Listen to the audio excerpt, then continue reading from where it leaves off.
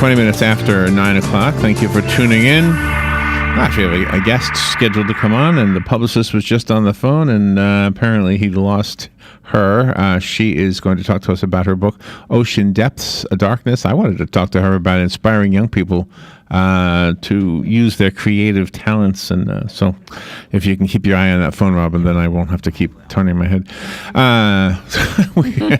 We're a team. It's the one thing. It's the one thing. If I could have a suggestion on how to improve this whole operation, just put a light in front of me. Yeah. Then I would be able to tell when the thing was lit up. So before we, since she's not on the phone, and hopefully she will call while we're talking, I wanted to bring something else up. Can you grab me that folder right there? Oh, certainly. There's a pizza deal coming up. I want to share with you an opportunity for you to help out our friends over at Palm Garden. And eat at the same time, and eat pretty cheap, as a matter of fact. They've got a plan, an idea. And their culinary staff is going to be really busy with this one because they're selling 16-inch pizzas hot from the oven, or you can take it home and bake it yourself.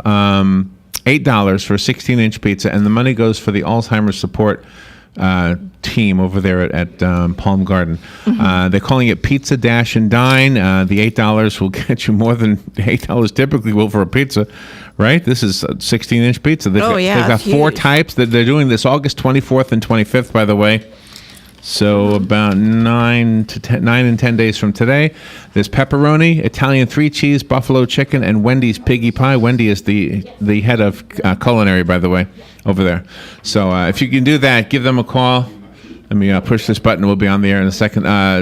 So the number to call is 672-8535. You can call Crystal or Jan at 208-7839. Just call Palm Garden, and they'll give you the details. You can text or call either of the two ladies. I believe this is our guest, yes. All right, CL Sherman, right? Am I right, Rob? Yeah. Yes. Good morning, CL. How are you? Actually, my name is Cheryl. Lynn Sherman. Cheryl, thank you. Yes, sorry. That's okay. You know how I wanted to introduce you, but we had a little bit of a phone problem there. And the way I was going to introduce you was this. I know that you're a music teacher, and I am not a music teacher. But I've been teaching my little niece how to play guitar lately. Yeah. And so I wanted to tell you something because I thought, well, a good way to teach is to find out what song she would like to learn and kind of help get the ball rolling with a song. And she said to me, I don't want to learn somebody else's song. I want to write my own songs.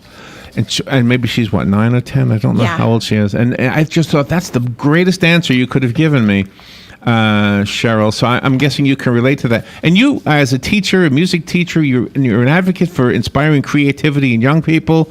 And your book is called Ocean Depths, A Darkness. So good morning, Cheryl. Good morning. Where are you? Where are you calling from? California. I'm at my second home up in Crest, East County, San Diego. So am I right in assuming that you've been creative all your life? Even as a little girl, you were making this or writing that? Am I right about that? Yes, I used to write music all the time, quite young, and recorded some of it and traveled with a band, and now I'm writing books. And was it an easy transition going from songs to books? It's all a creative thing that's inside of me, and it comes out either through my watercolors, my music, or writing. So let's see. This is a very short interview, and even shorter because of the phone problems. Did you do the artwork in the book as well? Yes, I did. That's how I got the ability to understand who my characters were. Oh, really? So give us a thumbnail sketch of the storyline. This is about a California teenager named Callista? Callista, yes. And she gets to become involved with gods and goddesses, shapeshifters, who are mermaids and mermen, and they're taking care of the waterways throughout our Earth. And they're also helping humans to not be so abrasive to the planet as we all live and learn on it. Ah, okay. So you got an environmental thing going on in there, huh? Yeah. And it's a love story, and it's an adventure, and there's conflict, and there's resolution. It's a very joyful story, but it also has a lot of depth and a lot of drama going on. Yeah, I've often thought when I look at wildlife that we forget that this isn't just our planet, it's their planet too. Yes. I like the fact that you bring in ancient mythology in your book, because that's very, very exciting when you're a youngster growing up.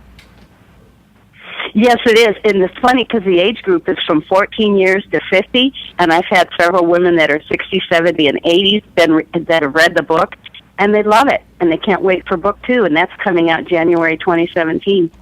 Oh, that's wonderful. There was parts of the book where you actually talk about music, about chord structures a little bit. What the heck? Where was that? Because I've been reading bits and pieces in order to prepare for this interview. Oh, gosh, I'm looking for it now. But you were talking about chords, which I thought was kind of cool that you kind of made a metaphor.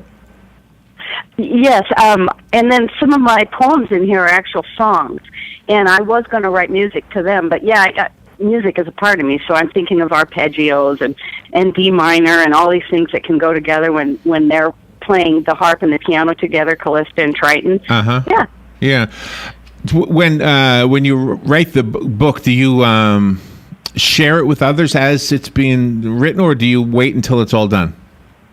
Well, in book 1, I made the mistake of putting it out there when it was a rough draft, and I was still, trying to pin down what's going on, and I just wanted them to say, I like the plot or I don't like the plot. And they got confused because you got a lot of editing to do. When you're writing a book, right. You write and write and write and write, and then you have to edit. And then it should be presented because people don't always get over the edit things that you'll fix. I just wanted plot confirmation, and I don't need that now. I know who everybody is. And you really had to take a look at your inner self because you were so busy inspiring others to write or use their form of creativity that finally you thought to yourself, well, you should do this. And boy, you've done a wonderful job. Well, life is a creative process, whether you're a mathematician, a mechanic, or you do music or art or write. It's always a creative process. Even somebody that's a party planner or someone that does talk shows, we're all creating, and people forget that. Do you live near the coast? Because of, I'm about 40 minutes away from the ocean, and I drive there and love it. All the time? Yeah, well, same here. We're relatively close to the ocean here in Florida. Do you know we actually have mermaids here, though? Yeah. Oh, man. I'm going to have to go and see your mermaid. And they actually work for the state. They actually get paid. But I wanted to ask you, do you live near the ocean because you have environmentalist tendencies, or do you have environmental tendencies because you live near the ocean? Which came first? My parents always lived on a lake or across the street from the ocean. And I was the youngest water skier on the lake we lived on. I love water, and I'm worried about our planet because we're polluting our water still after we know the impact of what we do to it. So it's a worry. And even though this is a fantasy series, people can really, really relate to it. Well, I'm sure hoping so, because if it isn't entertaining and if they're not having fun, they're not going to want to read it. And the dialogue is fun with all of the characters. You've really got their personalities nailed. Well, you know what? I've read a lot of books that have a lot of action and a lot of conflict, and they don't get into the personalities of the characters, and you become bored after a while because it's just bloody scene after tumultuous scene after dramatic scene, but there's no character building, and that is boring to me. How long has the book been out? When was it actually released? January 2016. Oh, okay. So it's been out a while. So is the feedback what you were hoping for? Yes, I've had lots of really positive feedback, and then it's a cliffhanger at the end. So the people that have read all the way through it now are chomping at the bit for book 2, and then there'll be book 3, and I'm going to try to make it a 5 to 7 book series. It just depends on how long Triton and Callista tell me their story. It says here this book was a finalist in the Beverly Hills Book Award. Congratulations. And we're looking forward. I kind of wish we had more time to talk to you, Cheryl. Definitely come back with any future books. And even if you want to talk about this one again, Ocean Depths, A Darkness is what the title of the book is. And Cheryl goes by the name C.L. Sherman, if you're looking her up. And do you have a website we can go to? Yes, it is. CHERLYNN Sherman.com. Okay, Cheryl? So Lynn Sherman. And it also won the Mom's Choice Award. Oh, excellent. Cher, I got it. Lynn Sherman. Thank you. Thank you for being. I hope I've been saying your name right all along. Sherilyn is what I should be saying. All right, we'll be. That's We'll be right back. Sherilyn. Radio, I'm Anna Wells. More than 10,000 people are in shelters and another 20,000 have been rescued as floodwaters swamped Louisiana over the weekend. Some areas got 2 feet of rain in 48 hours, and it's not over. Forecasters expect more flooding in the southern part of the state today. I'm asking for people to remain patient and compliant, and we are going to get through this. Governor John Bel Edwards, the federal government has declared a major disaster in 4 parishes. Flooding is blamed for 4 deaths. 1 person was shot and wounded in a second night of violent protests in Milwaukee.